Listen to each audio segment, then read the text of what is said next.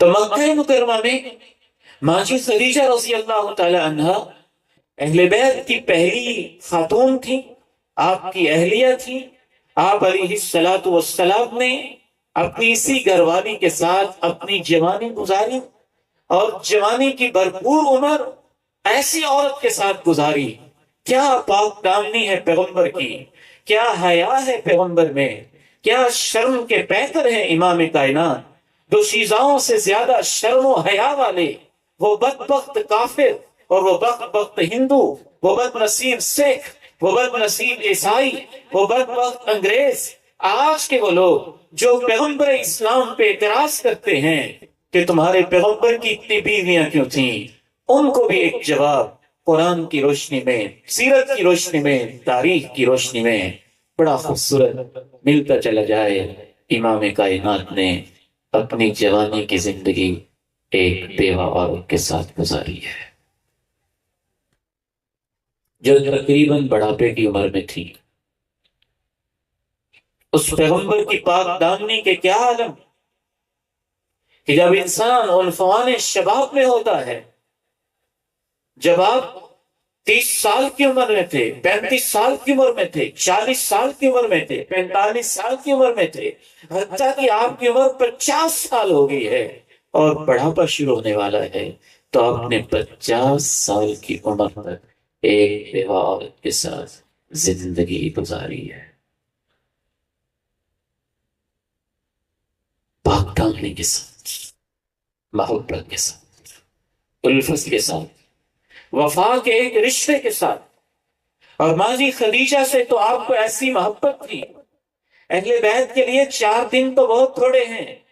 یہاں تو ہم صرف آپ کی ازواج کا تذکرہ کریں تو اس کے لیے 1 مہینہ چاہیے ہوگا، آپ کی بیٹی کا تذکرہ کریں تو اس کے لیے ہفتوں چاہیے ہوں گے، جناب علی کا تذکرہ کریں تو اس کے لیے مہینوں چاہیے ہوں گے، حسن و حسین کا تذکرہ کریں تو اس کے لیے بھی بہت سارا وقت چاہیے ہوگا۔ ہم نے تو صرف آپ کو چند ایک منظر دکھانے ہیں، بنیادی کنسپٹ اور تصورات کو قرآن کی سنت میں، قرآن و سنت کی روشنی میں واضح کرنا ہے۔ ماں جی خدیجہ رضی اللہ تعالی عنہا سے، اہل بیت کی اس پہلی خاتون سے آپ کو اتنی محبت تھی کہ جب اللہ کو پیاری ہو گئی، اگر آپ کو کبھی ان کی یاد آ جاتی تھی، آواز کے اندر ان کی خوشبو آتی تھی، ان کی بہن حالہ ملنے آئی، اللہ کے نبی علیہ السلام کو خدیجہ کی یاد آ گئی، کہنے لگے حالہ خدیجہ کی بہن آئی ہے۔ جناب انس کہتے ہیں ہمارے گھر میں، اللہ کے پیغمبر کے گھر میں بکری ذبح ہوئی، گوشت تقسیم کیا گیا، آپ نے کہا انس انس وہ فلاں جو ہے، جب خدیجہ زندہ ہوتی تھی میرے گھر میں آتی تھی، یہ اتنا گوشت اس کے گھر میں بھی لے کے آؤ۔ وہ فلاں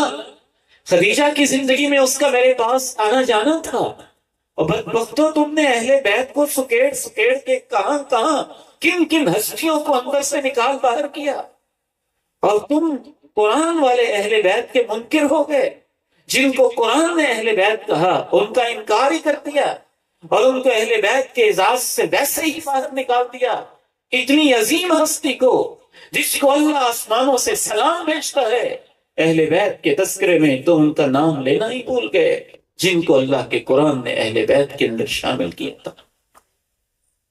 ماں جی عائشہ کہتی ہیں خدیجہ میری زندگی میں تو میری صحبت بنی ہی نہیں، لیکن اللہ کے نبی خدیجہ کا تذکرہ اتنا کرتے تھے کہ مجھے اپنی باقی سوگنوں سے اتنا مسئلہ نہیں ہوتا تھا جتنا خدیجہ کے نام سے ہوتا تھا۔ ایک دن مجھ سے رہا نہ گیا اور میں نے کہا اللہ کے پیارے نبی، وہ بوڑھی عورت سرخ اس کی باچیں رب کو پیاری ہو گئی، اور اس کے بعد اللہ نے کنواری اور آپ کو نوجوان بیوی دی، اور آپ اس کا تذکرہ کرتے ہیں۔ جب ماں جی عائشہ نے یہ الفاظ کہے، اللہ کے نبی کو ماں جی خدیجہ سے پیار ایسا تھا کہ آپ کا رنگ بدل گیا، چہرہ بدل گیا۔ کہ عائشہ تم نہیں جانتے، خدیجہ وہ ہے جب لوگ مجھے نہیں مانتے تھے اس نے میرا کلمہ پڑھا، جب لوگ پتھر مارتے تھے تو وہ مجھے چادر دیتی تھی۔ عائشہ خدیجہ وہ ہے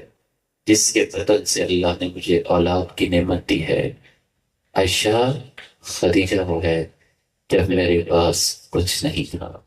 تو اس نے اپنا سارا کاروبار اور اپنا سارا مال میرے اوپر قربان کیا تھا۔